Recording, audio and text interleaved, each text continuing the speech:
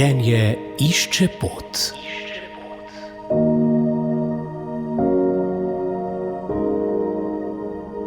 Dober dan in lepo pozdravljeni. Ta teden v naši rubriki govorimo o nasilju v intimno-partnerskih odnosih za 4 stenami. V Sloveniji imajo žrtve nasilja kar nekaj virov pomoči na voljo. To potrjuje tudi naša gostja Petra Strelec, ki je na osnovi osebne izkušnje z nasiljem napisala knjigo V postelji s sovražnikom, izstopi iz kroga nasilja. Z njo v studiu je bil tudi logoterapevt Martin Lisec.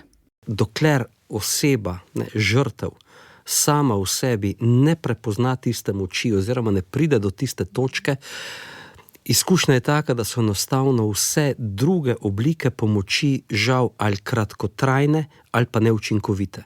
Tudi jaz imam tako izkušnjo že, gospa, ki je bila žrtev nasilja, pobegnila od doma, smo ji urejali varno hišo, neko skrivno nastanitev za tisto vmesno obdobje, ampak otrok majhen je rekel, in ona ga je poklicala, ker se je zasmilil, da bo otrok brez očeta. Skratka, en kup institucij se je aktiviralo. Ampak ona se je vrnila seveda nazaj. Do katere točke? Do tiste točke, ko se je pač sama odločila, da bo.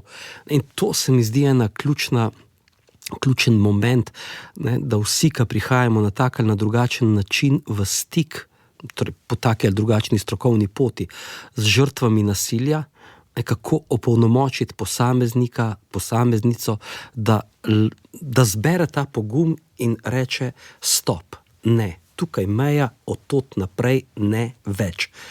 Petra je prej rekla, česa sem se naučila. Naučila sem se reči ne. In to je tista ključna točka. Tisti drobni neji v vsakdanjem odnosu, predvsem pa tudi, kadar govorimo o nasilju, tisti ključen zadnji ne. Ker kaj je najtežje za narcisa? Ravno to, Da mu nekdo reče ne. Mislim, ja, ampak on ruši vse te meje, On vstopa v ta osebni prostor tukaj noter. A veste, velikokrat rečemo tako, jaz to pravim, da je to največja neumnost, Kje se začne svoboda drugega?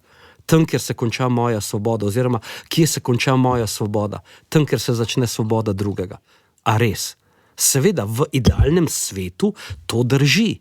To pomeni, če bi vsi bili dosti empatični, dosti v stiku s sabo, v stiku z drugim, grem jaz do tebe, v fizičnem smislu, v duhovnem, psihičnem smislu in začutim, tukaj se pa ti začenjaš, zdaj sem pa tukaj noter ustavil, Ampak idealnega sveta ni, kar pomeni, da če nekdo vstopa v moj osebni prostor, ne si bo to na psihični ravni, na fizični ravni, na socialni ravni, na katerikoli ravni že, to pomeni, kaj je tisto postaviti mejo, znati reči ne, oziroma znati upati reči ne, saj vsi znamo reči ne, ampak najti v sebi tisto notranjo moč, da to zmorem in za tem potem stojim, da je to tista ključna točka preloma.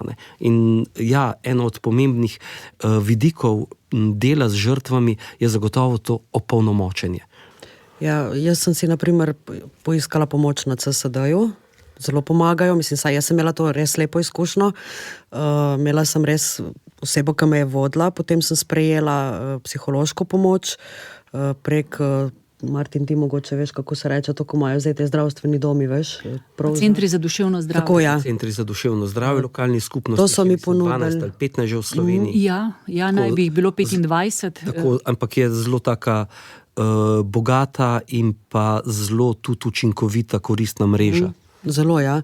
Skratka, lahko grejo na policijo, zdaj veliko žrtev jih je sram ali pa te je težko iti na policijo. Zdaj všeč mi je to, da je na policiji tako, da je ženska s tabo. Včasih je bilo to drugače, čeprav jaz sem imela prvo kriminalista, pol je pa ženska prevzela, in je dosti lažje.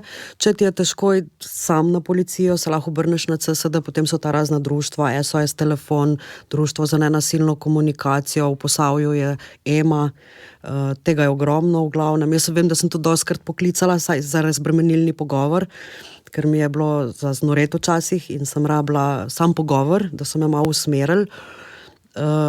Potem, kaj zdaj vse pripada žrtvi.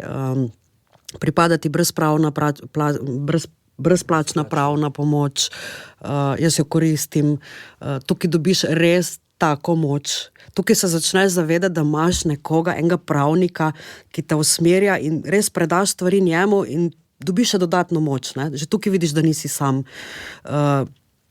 Potem ti pripada, kot sem že prej rekla, psihološka brezplačna pomoč. To res toplo priporočam čisto vsakem. Jaz bi mogoče dodal k temu še to, ne, da je to nasilje, da ima veliko obrazov. Ne. To pomeni v nekem takem partnerskem odnosu. Da je to fizično nasilje, da je to psihično nasilje, da je to ne nazadnje tudi ekonomsko nasilje. Ne. Ekonomsko nasilje in recimo tudi Petra je bila tega deležna, kot je rekla, 2 pidžamce sem spakirala. Ne.